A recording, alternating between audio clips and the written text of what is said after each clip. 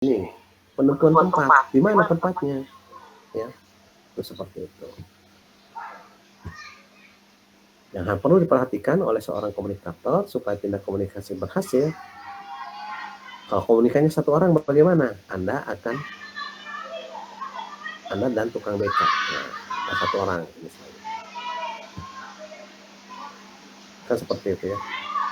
Komunikasinya banyak, komunikasinya massa misalnya, tadi seperti saya katakan, tergantung jumlah komunikasinya dan tergantung siapa komunikasinya. Anda tinggal menggunakan media apa, sasarannya bagaimana, tujuannya apa, kan seperti itu.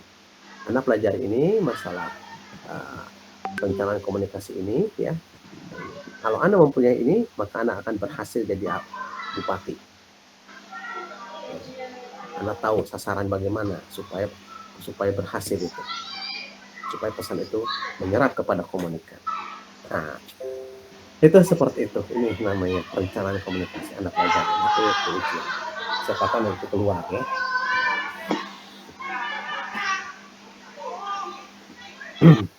Bisa dipahami?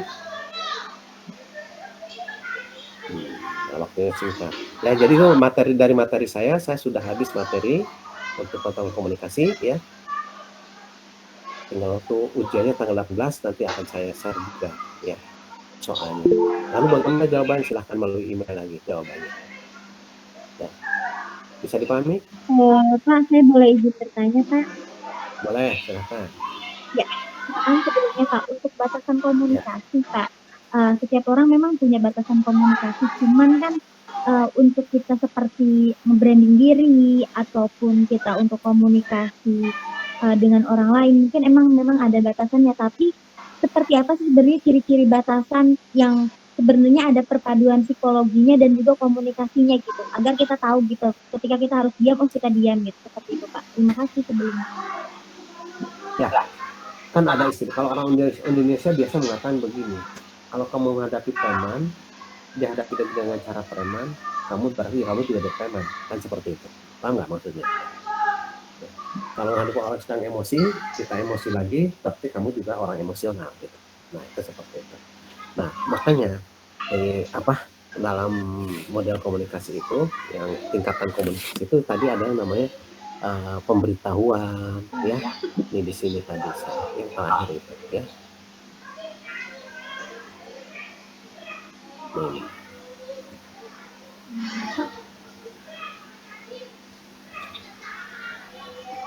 Makanya di sini ada yang namanya sebentar.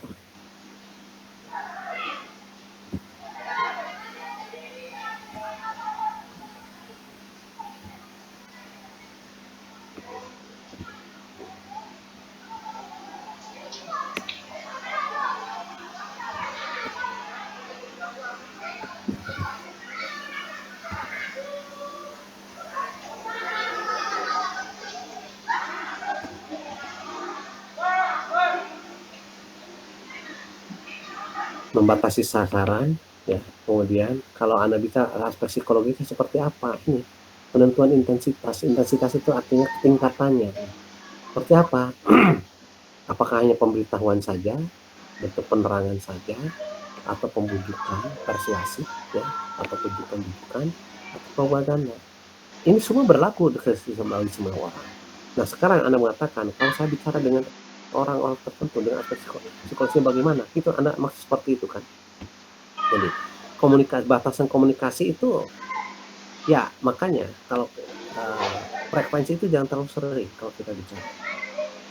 Sama dengan Anda ketika datang sampai rumah, orang tua Anda mengatakan kamu harus begini, kalau ini kuliah itu harus begini. Setiap pulang kuliah Anda diceramai seperti itu. Apa yang terjadi dalam diri Anda?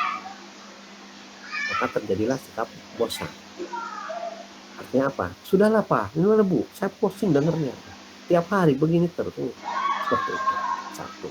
Kedua, Anda punya pacar, misalnya. Pacar Anda setiap saat WA. Setiap saat nelpon. Kamu lagi di mana? Kamu lagi ngapain? Apa yang terjadi? Tapi kalau Anda, pacar Anda WA-nya seminggu sekali, apa yang terjadi?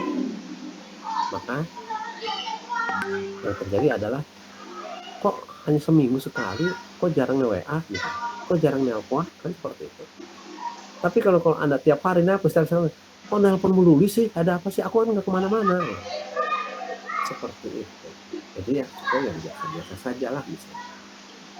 Ya, itu seperti itu, Melan ya. Jadi kalau kita melakukan komunikasi dengan seseorang itu, contohnya seperti itu.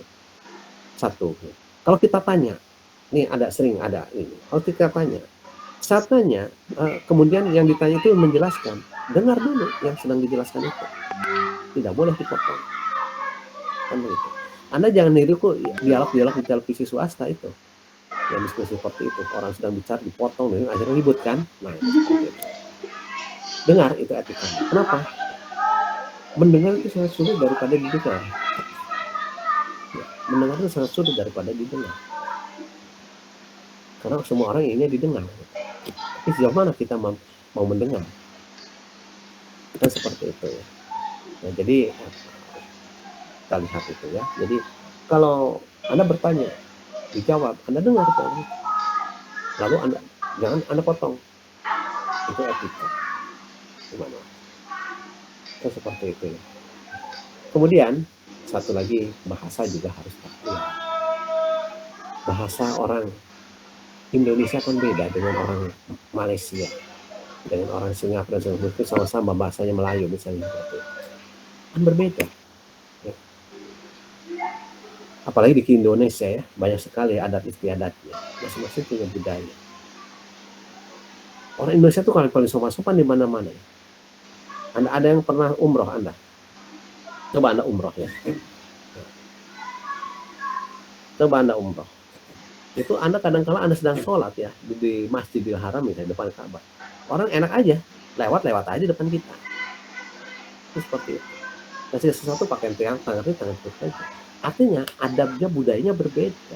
Agama sama, tapi kalau budayanya beda tetap saja beda. Seperti itu. Itu namanya disebutkan tadi falsafah hidup. Kita harus tahu itu falsafah hidup. Anda suatu saat akan mendapatkan teman dekat Anda. Misalnya Melan punya pacar, kemudian orang dari Sumatera Utara. Kemudian seperti itu. Nah, ini ada cerita. Mohon maaf yang dari Sumatera Utara ya. Ada cerita. Satu punya teman dosen, ibu-ibu, ya.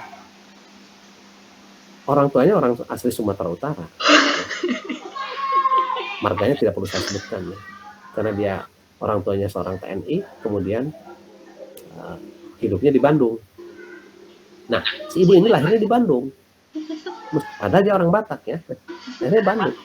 Tapi apa yang terjadi? Karena dia sehari-hari dari kecil di Bandung, gitu kan. Apa arti yang terjadi? Mirip, nggak terlihat dia orang Bataknya. Begitu. Suatu saat, kemudian dia dapat jasa orang Batak asli dari sana. Ya. Suatu saat oleh suaminya dibawalah ke kampungnya, ya, tanah Batak sana. Dia cerita ke saya nangis Pak. Kenapa? Ya saya kayak dibentak-bentak, padahal bukan dibentak-bentak, memang logatnya seperti itu. Ya, itu yang namanya budaya itu penting. Itu yang namanya falsafah hidup. Kita harus tahu kenapa Islam bisa berhasil masuk ke Indonesia. Kemana Pak? Wali Songo itu bisa mengislamkan warga Nusantara saat itu, belum Indonesia ya, warga Nusantara, dan bisa 90%, bahkan waktu sampai 99% Nusantara itu beragama Islam. Kenapa?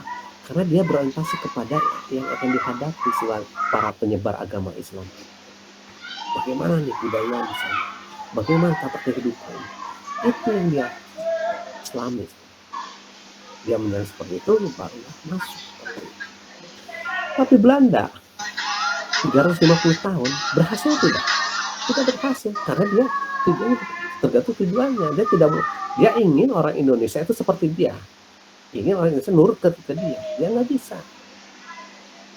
Maka Wali Songo bisa masuk memberikan ajaran-ajaran tentang Islam. Belanda masuk dengan agama apa? Tidak berhasil. Kan seperti itu. Ada ada yang sampai bersinggah di Depok, namanya kemudian bikin namanya Depok misalnya. Itu orang Belanda, kan bahasa Belanda Depok itu. Hanya Depok saja, meskipun dia merekrut budak-budak dari seluruh Indonesia, tapi tetap tidak bisa mengetahui bagaimana penyebaran agama Islam di Nusantara. Kan seperti itu. Nah itu kenapa? Karena Wali Songo lihat orang Jawa tuh, oh Jawa seperti ini, kita ikuti bagaimana orang-orang di seperti apa. Masuklah ajaran-ajaran. Belum Sasi Jenar misalnya, bagaimana tentang Sasi Jenar. Itu seperti itu ya Melan ya. Jadi kalau kita ingin berhasil sebenarnya.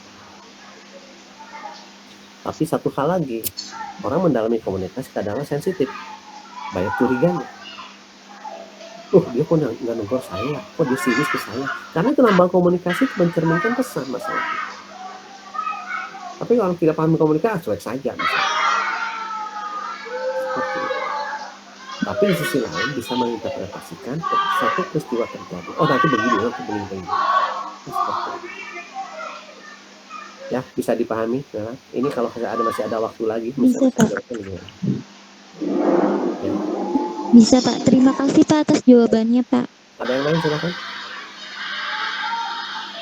Kalau tidak ada silakan Anda pelajari itu semua dulu ya. Nanti tinggal ujian. Jangan lupa isi absen sampai akhir semester. Bukan apa-apa, kalau Anda tidak isi nanti Anda kena sanksi. Masih dalam apa? Anda absennya kurang misalnya. Tidak boleh ikut ujian. Kan seperti itu. Karena itu tetap per semester absennya itu. Materi baru ada. Saya juga memadamkan materi juga atas izin dari ketua program. Dan sudah minta izin kepada direktur langsung. Ya. Baik, ada pertanyaan lagi? Kalau tidak ada, kita akhiri sampai di sini ya. Jadi Anda sudah kenal materi komunikasi.